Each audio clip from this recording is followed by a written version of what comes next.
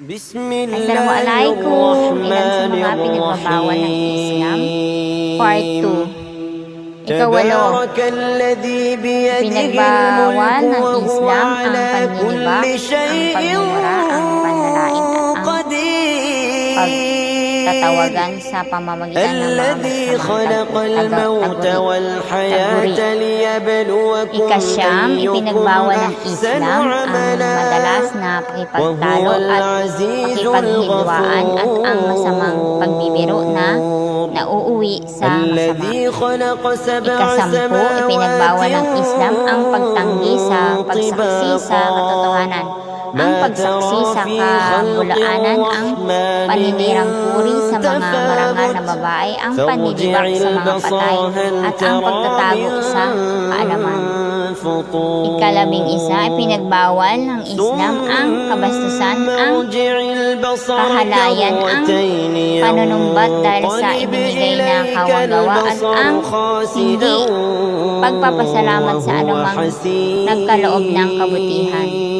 12, ipinagbawal ng Islam ang pagtataksil, ang pandaraya at ang pagsira sa pangako.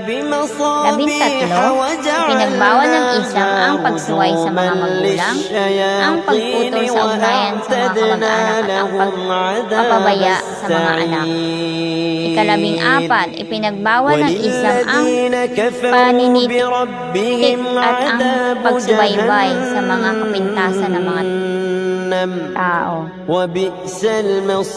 Ikalabing-anim, ipinagbawal ng Islam ang pag-inom ng nakalalasing, ang paggamit ng mga bawal na gamot at ang pagsusugal na nagsusulong sa kalapitan sa kipagsapalaran. Ikalabing-pito, pinagbawal ng Islam ang pagtitinda ng mga paninda sa pamamagitan ng pagsinungaling na panunumpa, ang pagbawas sa takal at timbang, ang paggugol sa salapi sa mga pinagbabawal at ang pagsinsala sa kapitbahayan.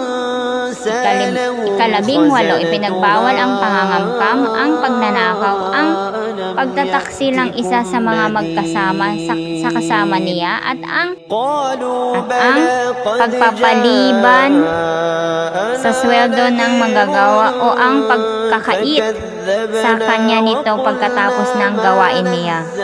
Ikalabing-siyam, ipinagbawal ng Islam ang pagpaparami ng pagkain hanggang sa makapinsala na ito. Ika-20, ipinagbawal ng Islam ang pag-iiwasan, di pagkikibuan, ang pagtatabuyan, ang pagtatalikuran, di pagpapansinan, at nagbababala laban sa pag-iwas ng isang Muslim sa kapwa niya ng higit pa sa 3 araw. 21, pinagbawal ng Islam ang pananakit sa sinuman ng walang katuwiran ayon sa batas ng Islam at ang pananakot sa mga tao sa pamamagitan ng sandata. Ika-22, ipinagbawal ng Islam ang pangangalunya, ang sodomy at ang pagpatay ng tao. 23, ipinagbawal ng Islam ang pagtanggap ng panunuhol, bribery at ang pagbibigay ng panunuhol. 24, ipinagbawal ng Islam ang pagpapabaya sa nagawan ng kawalang katarungan kung makakaya namang tulungan. Amin. Ika-25, ipinagbawal ng Islam ang pagpasok sa bahay ng iba ng walang pahintulot at ang pakikinig sa pag-uusap ng mga tao kapag kinasusuklaman nilang mapakinggan iyon. Ito ay maikling sulyap sa mga pinagbabawal ng Islam.